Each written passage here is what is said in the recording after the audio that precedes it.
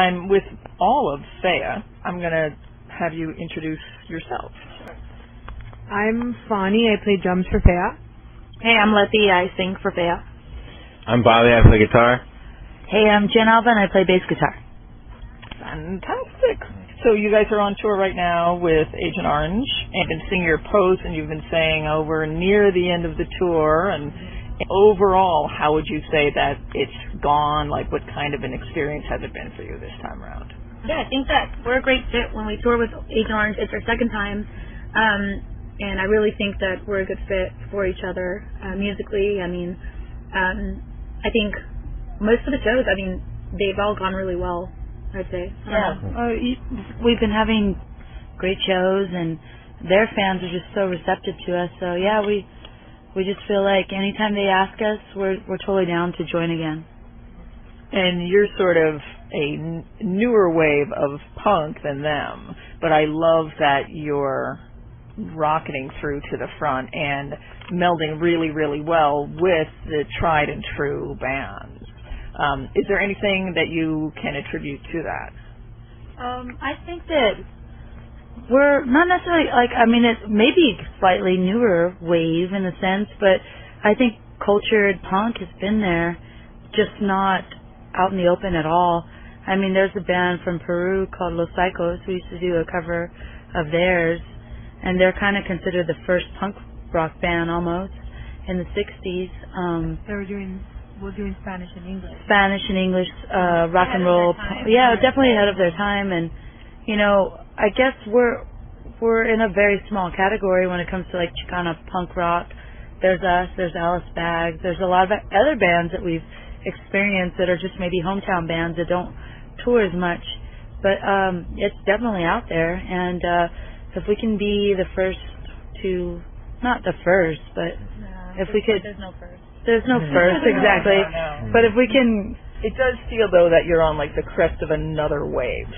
I wanted to add just that I find it really interesting and it's really cool that a lot of, like, older fans have been like, man, you brought me back to my teen years, maybe when I played in a punk rock band, you know, back in the 70s or something. And so, yeah, there's a lot going on in our music. I mean, you can't really pinpoint just one genre, right? There's a lot going on in there. Yeah. But I think that a lot of people have told us that there's an old school sound. You can hear the influence, in other words. Mm-hmm. Yeah. And so the first time I heard you was last October on my show. I had Trish and George from My Dolls on, and so they were on for a guest DJ segment, and they played "You Can't Control Me." Yeah. Right. And that's the first that I heard of you guys. I feel like, you know, a fool, but whatever. But they were really so in tune, and the way that they talked about you, I did not realize that your band was not like 50 years old. You know, it was a total like on par thing, like, oh, we love what they're doing and this and that. So that was my introduction to you, and then through Laurie Barbero also. Can you talk about her working on the record with you? Yeah, definitely. Jen and I have been fans of Babes, well, all of us. We've been fans of Babes in Toyland for years, since the 90s. That was the first concert in 1996 that we saw them in San Antonio, and she was actually, and her band was actually the main reason we started our first band.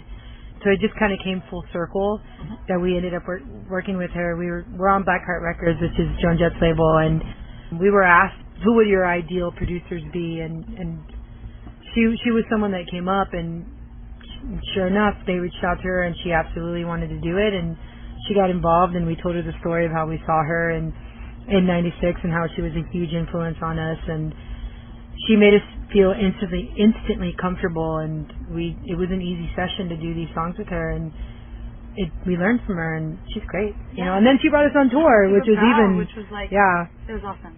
Yeah. I was gonna say, I fucking love Laurie. So it was my first time. It was my first time recording, like really, like in this really nice studio. I was so scared. Just for you. For me, yeah, personally. Yeah. So I was really nervous, and my voice goes out instantly, and it's just nerves, you know, it dries you out, and I was terrified. And Laurie was so sweet, and she's like, you know what, like, I'm going to bring you some Maker's Mark. We're going to make some tea. We're going to hang out, talk about Freddie Mercury, because we both love Freddie Mercury. And so we sat around, like, nerding about him. And then we went to a karaoke bar, and then she got me all nice and relaxed, and then went back in there and killed it. And I owe that to her. It was such a great experience for me. So I'm super grateful for her. I'm sure she could tell that you were stressed. Yeah, she knew it. She's just like the perfect people person. She knows everybody. She can read you well. Yeah, and she's just a positive, down girl. Like, it's awesome. Yeah. And then what about getting Alice back to work on the record?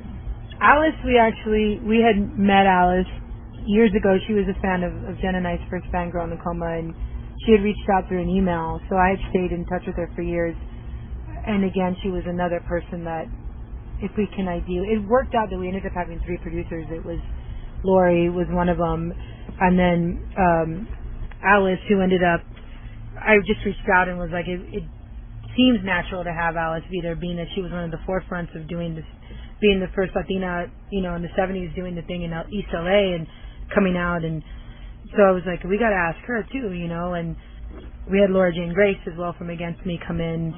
And it was either through a connection through Blackheart, or Alice was just the one that we, naturally there'd be a fly here. Her name is Lucy. Yeah, she's been with us since the beginning of tour. So Alice was someone that Jen and I knew, and we thought she would be great fit for what we were doing and coming in, and I think she was like the strictest one. She was. I was going to say, this was like, you've seen the movie Stand and Deliver? That was like my Stand and Deliver moment, where I was just like, oh, because she's a vocalist herself. So she was just like, nope, I don't believe you. Try that again. Have you ever even been heartbroken before? Like, and just trying to get me to channel like a certain side of myself so that I could project that through my vocals.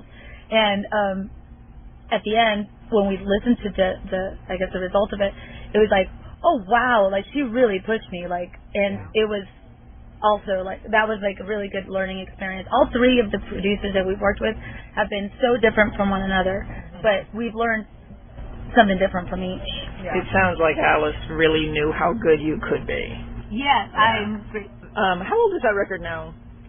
I think it might be over 2 years old now. And actually, after this run that we're doing with Agent, we're heading back home to work on a 7-inch and get that out. And then we have a mini tour going up into Cali where we're playing with. We got invited by the Foo Fighters to do a festival, so Iggy Pop's on it, Tenacious D, Garbage. So it's gonna. And Iggy Pop's been championing the band. He has. Yeah, which has been great. So we're like making it a goal to meet him. Because we haven't met, he hasn't seen us, so it's one of our big things. Like, he's there, he talked about us, so hopefully we meet him out there. Forget it. What band was I talking about? Yeah. So like, I'm over my face. Yeah.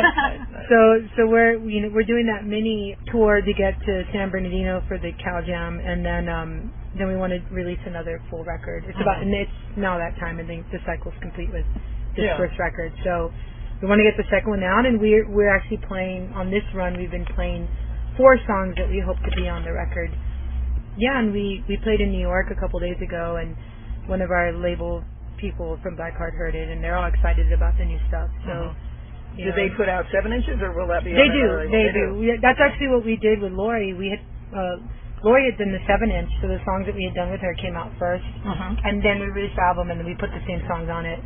So that's actually what we're going to try to do again is get these songs out on the 7-inch and then do the full-on record. It's just almost like a teaser, like here's kind of where we're going, and then here comes the record. Yeah. That's where we're at. So that's and what's amazing about having 3 different producers on this album, you would think it would be almost like in 3 different chunks, like 3 different vibes listening to the album, but because we picked the right producers, it sounds like an album. Like it very much flows. You wouldn't even know that it was 3 different producers. They all got what we were doing. It's not overproduced. It's a really good album. So hopefully we can bring that same thing when it comes to the newer FEA album coming up. Was everything recorded in the same place? No, we were in different cities, different studios, different vibes. Like she said, Alice was more of kind of like this, almost like a musical teacher that had a ruler that said, no, bad. We went to LA. We went to LA with Alice. We went to Minneapolis with Lori, and then we went to Michigan with Laura. So it was 3 different environments and 3 different teachers. Yeah, it doesn't sound like it's 3 different recording sessions at all. It's weird, but somehow it managed to just all come together. It's like they all, and Lori met Laura at a show, so like it was cool. Like they all come from the same seed, so I think that's why it was able to just kind of mesh all together and work itself out. Yeah. That's probably more of an achievement than you think. Yeah, no, I was surprised. I was a little worried about it being just kind of like this off-putting thing, but no, it worked great. That's actually something that surprised me too. I didn't play on that album. I just joined the band recently, but I was a fan of the band before, and I knew the album, and I was blown away to find that it was 3 different producers in 3 different studios. It sounds incredibly cohesive, you know. So, Bobby, how did you come into the fold? How did I come into it? I knew Fonnie and Jim kind of just from our local San Antonio scene, you know. I knew the old guitar player, and I known Jim, and I was a huge fan of the band. You know, I followed Girl in a Coma, you know, and I was a big FEA fan, and so when they were looking for a new guitar player, and Fonnie contacted me, and it was just like, oh, hell yes, of course, that's the coolest thing ever. His audition was just on point, and you know, we're like, let's hang out, you know, let's see how it goes, and he's like us, we're just like chill and want to play music and have fun, and it all worked out together. So how does touring affect you each individually? What would you say is the most fun thing or the hardest thing, or like one thing for each of you to deal with? I think on this tour, like we hadn't toured all year, so we went full blast, you know, like we hate to be very cliche, but yeah, we partied, you know, and every show was amazing. Like they said, the Agent Orange crowd is really receptive, so like we just went full blast. I brought a girlfriend to sell merch in the middle of the tour. It kind of changed the dynamic of seriousness and cleanliness. But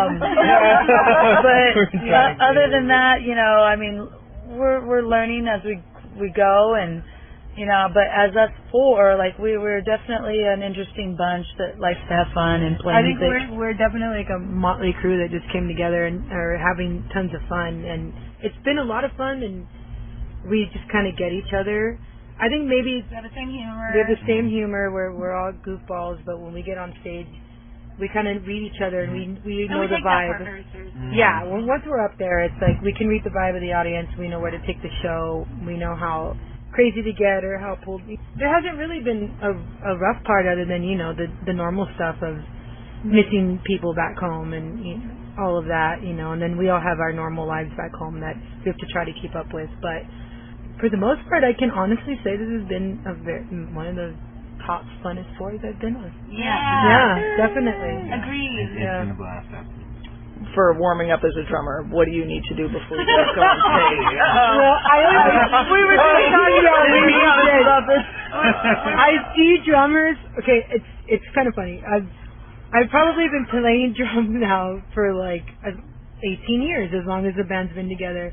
And I used to do like the whole warm-up session of like sit there with the drum pad and all that. But now I have fun with it, you know, and I'm so used to it that I'm able to just go up there and do what I do.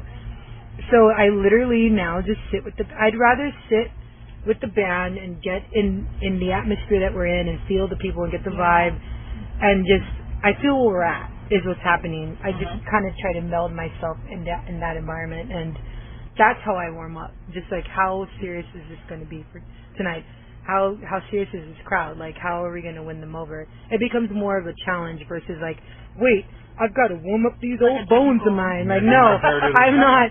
It's not even about that. I'm like, well, how is my energy going to be directed more so than... Maybe later we'll be kind of like Sting and we'll like do amazing stretches and some yoga. But right now we're a little cliche, you know. We like to drink and have a good time and loosen up for sure. Yeah. So that we connect. But also we're prepared for anything on stage. You know, we're playing another band's, you know, showcase, and we have to razzle dazzle the crowd and win some of them over so that they can buy some merch so we can go to the next city. So it's just a fun game to us. Like, hopefully they like us.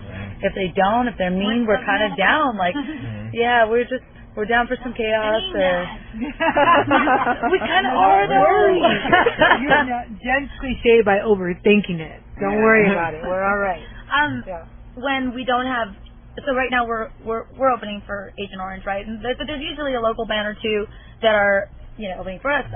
So that helps a lot. When there isn't one, you know, it kind of feels kind of, I don't know. So I like when there's a band or two, you know, opening up first. And the band before us, I usually do some little vocal warm-ups as I'm in the crowd and no one can hear me anyway. I mean, I wonder if there's someone next to me that's just like, why is this bitch just humming to herself? So I try to do that. I'm not as consistent as I would like to be. There's better care that one can take of, you know, their vocals. But I try. Aside from that, a couple of shots. Yeah, no, definitely a couple shots. I do the same thing. If I get around to it, maybe I'll doodle on the guitar a little bit, get my fingers going. Yeah, you know, I wish we were that. Well, I mean, I don't know. We've been that band before. I picked up the bass prior and warmed up a little bit, but FEA is so easy and there's no overthinking. So really, it's just a blast to just throw yourself in it. Yeah, exactly. I think that a lot of it, aside from, not to like toot my own, but the music dance it's not as like, I don't know, it's not very hard, but it's good music. I like to think it is, but mainly I think it's our vibe on stage and how we connect. And you know, you see us up there, we're literally laughing at each other. I pick on them on stage and just like kind of poke her in the face, you know, in the middle of a song or whatever. We make each other laugh. And we just make each other laugh, you know. I'm like running out of breath, I'll turn around and make a funny face at Fonny or something, you know, to catch my own breath or something. But I think lots of people, they notice how much fun we're having on stage. That really gets people excited and wanting to like join our fun. Well, that's what I've noticed. I haven't gotten a chance to see you live. I'm very excited about tonight, but I have watched a bunch of your videos, and you do have a real welcoming vibe, and not that other people are on stage with you, but it is sort of like join us, like check it out. Yeah. That's how we pretty much live. Like we're all friends and we welcome anybody in, and everybody in the van. Yeah, we have done that. We did that in New Mexico. We have piled people in here just to come and hang out with us, and you know that's we're at a stage where this is fun for us. We take what we do serious, but it's music and it's for people. It's for yourself and for people. So how serious can you get? It's for everybody, you know. Like there's no reason to close off yourself if you're presenting something for people. So if there's any kind of hiccup in any song, we play off each other. Then that means, let's say recently Bobby's chord came out. Well, then we go harder, and then he comes back. It's just like a team effort. Like and I made like a Spinal Tap joke. You know, like Spinal Tap moment. It's been so much of that film. We try to make the crowd comfortable during that uncomfortable moment for us, and then you know, then it's just not a big deal. Oh, that's nice that you make the crowd comfortable. Inside, I'm like inside like but then I'll just make a joke like, okay, here's some comic relief. We can move on, and we can all move on, and it's fine. I think people like to see the humanity. And on this tour, I've like put thicker strings on my guitar because I've been breaking through them so much, you know, and like things like that. Or we'll get off a beat or something. I think people enjoy seeing these are humans playing music. I'm not listening to a record. Things happen that bring some humanity. And as long as we're not awkward about it, it doesn't even matter at all. So a lot of times that almost plays in our favor if something goes a little bit wrong. And we're pretty good. I mean, I would hear stories about Nirvana having the worst sets ever, like just really not playing their best, but people still love the shit out of them. So I think we get by. Girl in a Coma was on Blackheart, correct? So was that an easy thing, or was it kind of like starting all over again? Surprisingly, when we first started FEA, we had a different singer. We didn't have Buddy, and they actually were not in favor of her. They wanted to be, but they're a true label. They like what they like, and we ended up not getting along with her either when we went on the road. So we had a separate thing of auditions, and Letty came along, and we had already known her. She joined the band, and once they heard her vocals, and when I showed them the demo, I was like, well, we have a new singer, check this out, maybe this is something else you might dig. they were immediately like, now, yes. Now you have it right, basically. So then they signed us. And they're just like, they've been so supportive. Like, it's just kind of an ideal record label for us. And it's weird because it's like this like New York San Antonio bridge that we've created. They don't give a shit about anything. They're just completely supportive of everything that we do. And they love the new songs and they're excited. So, yeah, I mean, we couldn't ask for a better record label. It's very much like family. They were even supportive of us going to jail.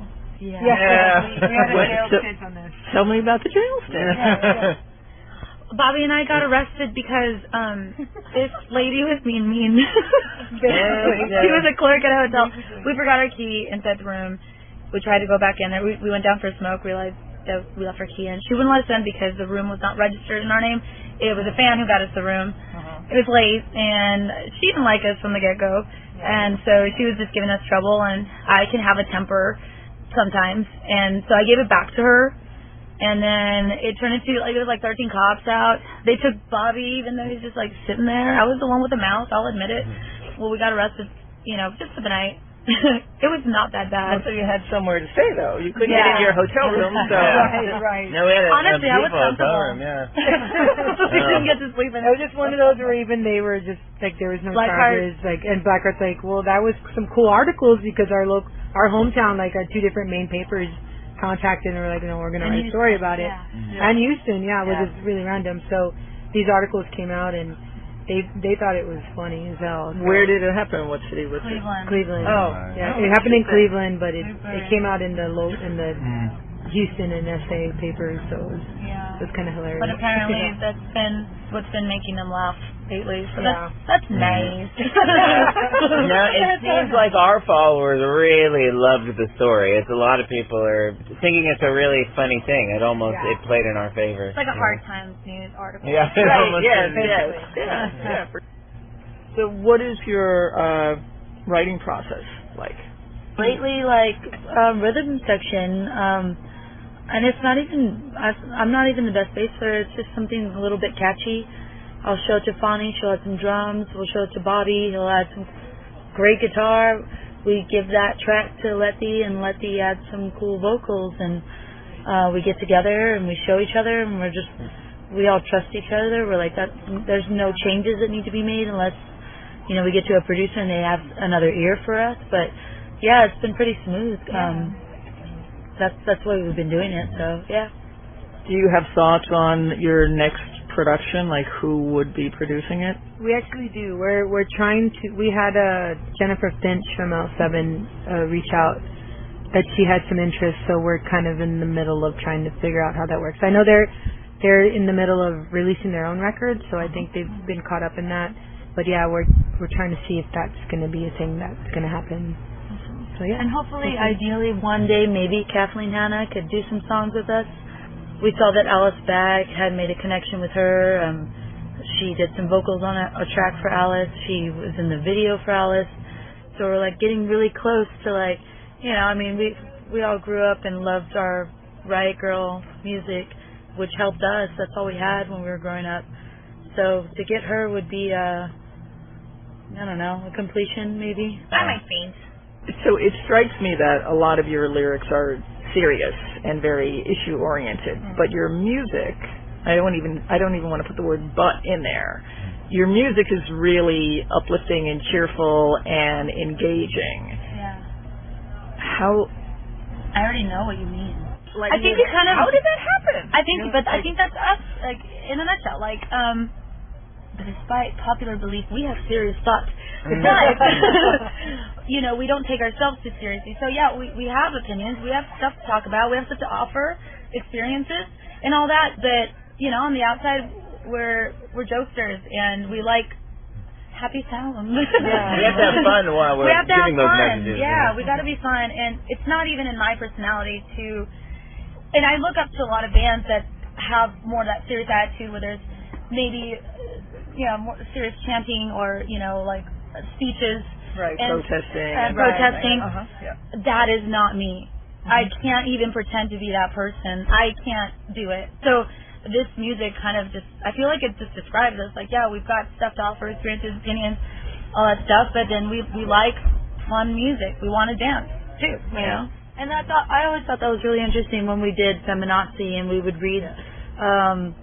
It was really men that just fucking attacked the name. They did not even listen to the song. Oh my God, it's such a yeah, great song. they were like, Feminazi, oh great, blah blah blah. And we're like, wait a second, listen to the lyrics, and you'll understand that we're more on a softer side about it. We're like, this is what we mean by being a feminist. Like, it's like, we're with you, we're not against you, we just want equality, and it's more in a humorous way. And the dudes that saw right away, they're like, I can't even deal with this right now. And feminazi, like, yeah, no, it's just they didn't even take the time to really research. That song is like the ABCs of what it means to be a feminist. It's just not even, we're not even going like too deep in. It's just like, here it is. Hi, we want equality. We want respect for both genders, all, you know, everything. Let's just all be equal. I'm going to say it in like 5 different languages, so hopefully it'll get through your freaking heads. Yeah. We don't mean that we're better. We mean that we're equal. And, you know, it can't be more obvious than that. If you read the lyrics, it is just plain and simple. And it's not a man-hating song. Not it's at got all. nothing to do with being against anything. Exactly. It's just pushing your cause, and it's almost got like this sort of Sesame Street thing going on, different languages and but stuff. But the puppet show like this is what it is. It's like, if you look at the video on YouTube, you read the comments or what people say on the internet, and it's like, oh, these seem like a bunch of men-hating feminists, and this is what's wrong, you know, with the whole left party and everything. And then and it's like, I was aware of people saying that before I even joined the band, and then I got to know these girls, and it's like, it couldn't be more of the opposite. They're the most inclusive, cool people. The idea here, it's so far from being just the very closed-minded, non-inclusive, you know, feminist stereotype that people love to present, you know. It's so different from that. If you actually just read the lyrics for what they literally say, it's very cool. The one-word description I would use for that song is delightful. Like, it really is so like, oh my God, oh, this is so cute. Like, it's really very up and poppy back to sort of like your style mixed in with what could be certainly seen as serious topics. It's pretty interesting because we start with that song, and we're starting with that song at an Agent Orange show, like these skate punk dudes. And if it's a good sound guy, of course you do hear the lyrics. You know, it's funny, they just kind of turn their heads like, is this against me, or do I like this? Yeah. And, you know, 2 more songs in, you're like, all right, I get it. There's a moment, you know, where it clicks and people are like, okay. You'll see it right at the beginning of, like, what is going on here. And, are you talking about me? Yeah. What? Yeah, definitely. But, yeah, and then once they hear, like, even, like, Spanish, they're like, oh, okay, this is different. Like, Spanish is not, like, it's not like an alien language, but, you know, some people are just like, what? Are they speaking another language? Like, yeah, so it's interesting to watch the crowd warm up and start to claim us as theirs. There's a certain challenge to anything being sung in a foreign language just because, like, people who are in their rock mindset all of a sudden are like, wait, I'm not understanding, wait, what, like, there's a certain, because half the people are half in the bag and they're like, blah, blah, blah, and all of a sudden they're like, am I drunk or can I not understand them? Right. You know. True. I think the biggest trip, we do this one cover, it's Spanish cover, Pelo Suelto by Gloria Trevi, and it starts off, it's just Fanny and I, just kick drum, and then just saying some words in Spanish. And then the music comes in, and then I see everyone just like, oh, but as I'm chanting that part, right, I get so many confused looks, and they're like, oh, what? Yeah. And then and then guitars come in, and then they're like, well, okay, and then they start, you know, moving around and dancing and stuff. But that's always a fun, you know, part to watch the crowd. Favorite city on this tour? Oh, dang. Madison Madison was a good one. Madison kicked ass. Wow. Yeah. Absolutely, yeah, totally. You know, yeah, I would agree with that. Madison's a really cool one. You all don't have to agree. No, we made. Yeah, I'm trying to scan the whole tour, but we made some great friends in that city. Or we hung out with some good friends, you know, and there's lots of cool people there. Well, that was a cool club. The crowd was awesome. I mean, there was some cool photographers that took some really great pictures that were probably used for a long time, and like, I don't know, it was just like a really good show all around. But we've had a great show in FEA prior tours in Madison where the sound guy actually recorded it. And we have that recording, and it's like, oh, that really was a great show. Like, I don't know what it is about Madison, but Madison, and not on this tour, but another tour, Flagstaff, there was like a community all-ages show, and it was just so great to see everybody move. It wasn't just the front, it was the whole room, and random places that, you know. New York is also always New York. I love this one. Yeah, this one was great for sure. Because we've played New York with Grrrl and Coma for years. We've had packed shows, and it's more of a I'm listening to you. I'm not going to show you that I'm really liking it, but I do. And this New York can be like that. Yeah. And this show, we were getting some movement, and we were like, wow. All right. Brooklyn was really cool for sure. And then, like, also in Ithaca, we made some really cool friends. So both of our shows in New York were really cool. Wish we could have played Rochester. I mean, let's see, we're in jail. But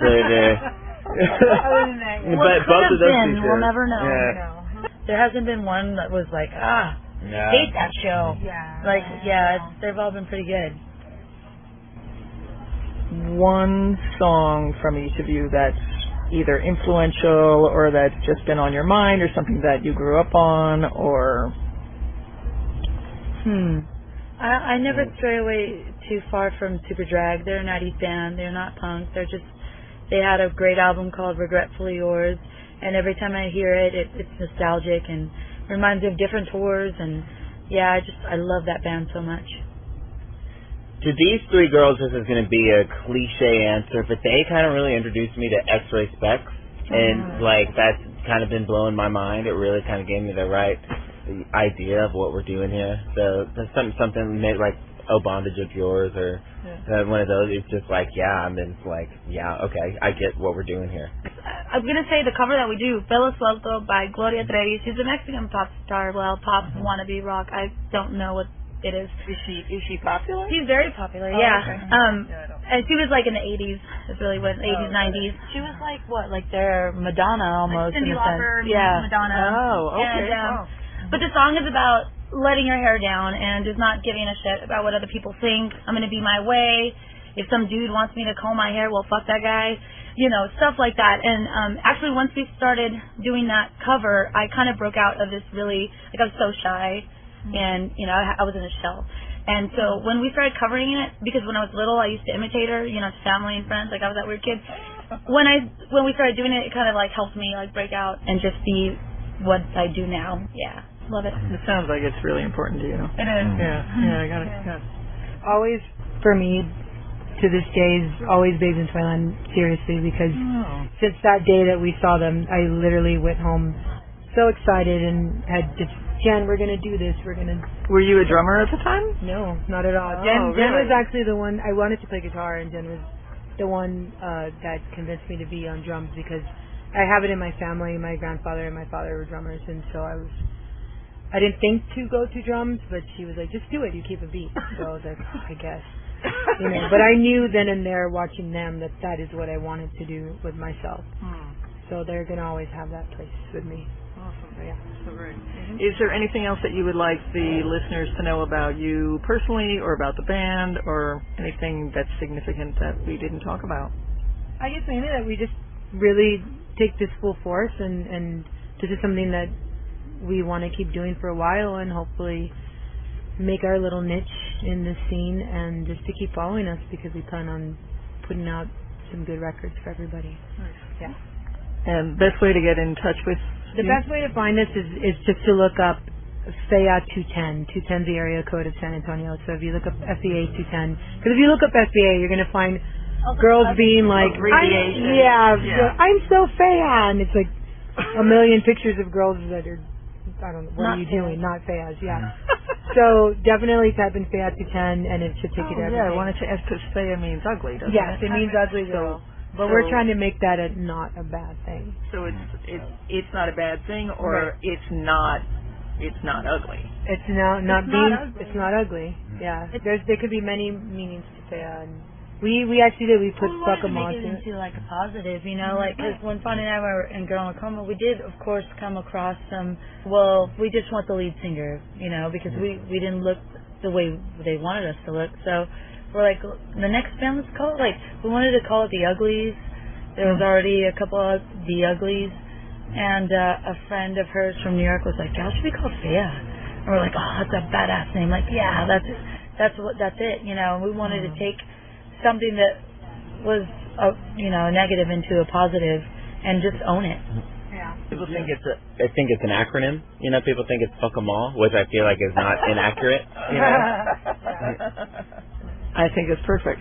Well, thank you. Well, thank you, and I love the way you guys bring in the listener and the audience with your material, and can't wait to see you, and thank you very much. Yeah, you're welcome. Thank you so much for talking to us. It's fun. Yeah.